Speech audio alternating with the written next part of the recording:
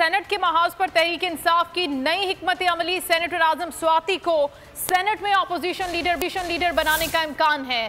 Senator Shahzad Wasim की जगह आजम स्वाति को इस मनसब पर लाया जाएगा। हतमी फैसला तहरीक इंसाफ के चेयरमैन इमरान खान करेंगे और इस हवाले से पीटीआई ज़ाब्ते की कार्रवाई के लिए चेयरमैन सेनेट को खत भी लिखेगी। सेनेट के महाज पर तहरीक इंसाफ ने नई हिकमत अमली इख्तियार की है। तब्दील करने के हवाले से बातें हो रही हैं, लेकिन स्वाति को सेनेट में अपोजिशन लीडर मुकर्रर किए जाने का इम्कान है। शहजाद वसीम की जगह पर उनको इस मनसब पर लाया जाएगा।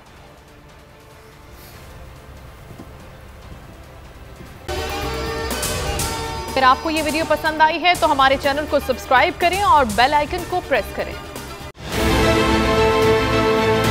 बहुत अच्छी कवरेज की है। ये मार्च की तो जबरदस्त कवरेज थी, बॉल की प्रॉब्लम सबसे बेस्ट थी। सबसे ज्यादा रील्स और सबसे ज्यादा रेटिंग के साथ बोल रहा नंबर 1। सब्सक्राइब करें और बेल दबाएं ताकि कोई खबर रह न जाए।